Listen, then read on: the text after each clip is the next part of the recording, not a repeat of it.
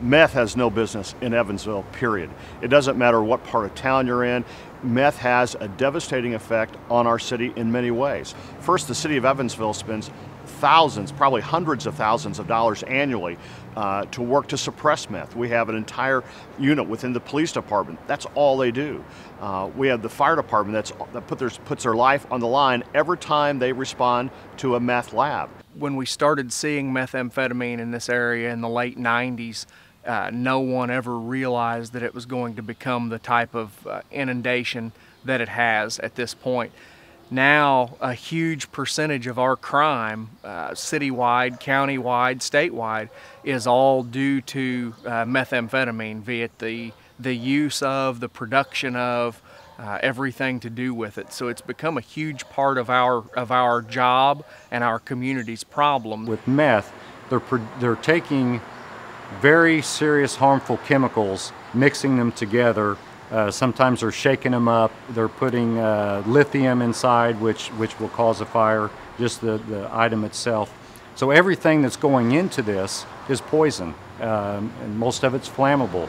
Most of it's caustic. Just touching the material without it being on fire will produce burns. I think one of the most devastating consequences of the meth problem in Evansville is what it does to our children. In the last year, the number of cases that have been referred to Child and Family Services as a result of meth cases has increased 29%. That's horrible. Think of the families that are ripped apart because of moms and dads, aunts or uncles, whomever. These families are being torn apart.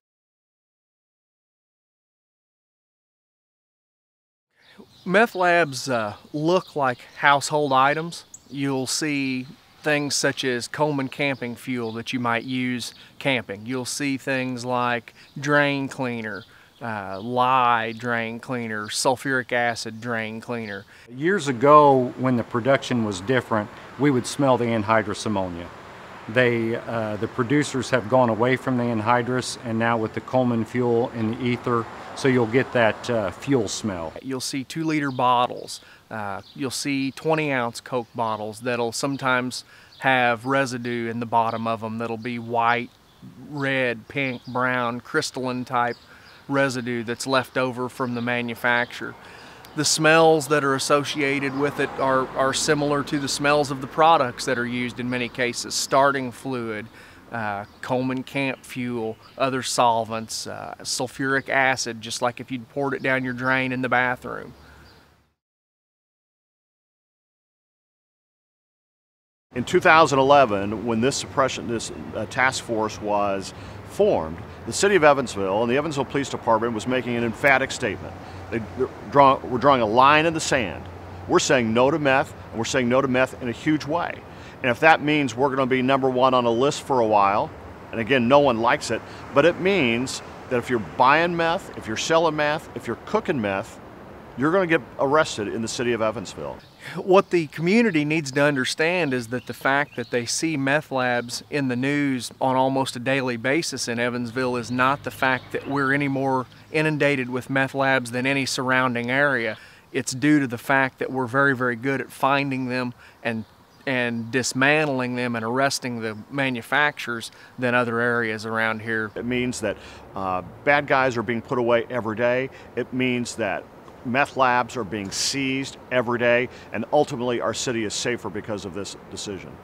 I think it's safe to say that it's without a doubt probably the most aggressive enforcement in the state of Indiana, and probably in the top tier anywhere in the United States. Evansville was the first city in the state of Indiana to have a dedicated meth suppression unit.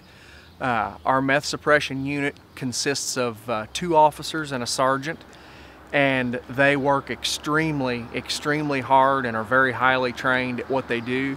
Our meth suppression unit has developed and uses several enforcement tactics that are now being copied by other departments in the state because we are so successful at what we do in this area.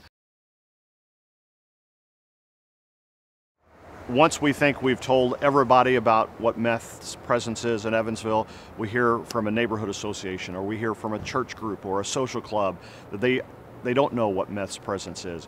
So our work about raising awareness will never end. If a community member comes across something on the street that or in the alley that they believe is suspicious and they think that could be associated with a meth lab, the first thing I would tell them is please don't touch it, because of the acidic nature and the poisonous nature of much of the chemicals that are involved. Even though it's remnants, they can still be injured or killed. If you see a bottle that you suspect is a meth lab, or some in the production of that, get as far away from it as possible. Call 911.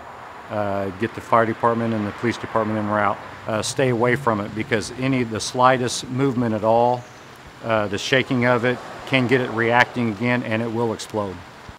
In order to build a strong community and strong neighborhood, you have to know your neighborhood. And that starts with knowing your neighbors, knowing who lives around you. Introduce yourself. Pay attention to what's normal in your neighborhood. If you live as a recluse and don't know what's going on around you, then it's impossible to know if something is abnormal. You can join neighborhood associations, very important, very active neighborhood associations throughout the city of Evansville. If you don't have a neighborhood association, you should consider contacting our crime prevention officers and getting one started in your area.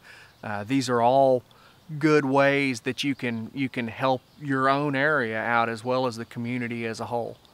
The other point that I think is really critical is we need to have discussions with our kids about the dangers of drugs, not just meth, but all illegal activity relating to drugs. And if parents or guardians, aunts, uncles, whomever, don't feel like they have the expertise to have that discussion, reach out to someone. Reach out to someone at school. Reach out to the Mayor's No Meth Task Force. We can help coach you on how to have that important discussion with our children. But we need to drive home the point to a young generation that meth and other illegal drugs are not good for them, and it's certainly not good for the city of Evansville.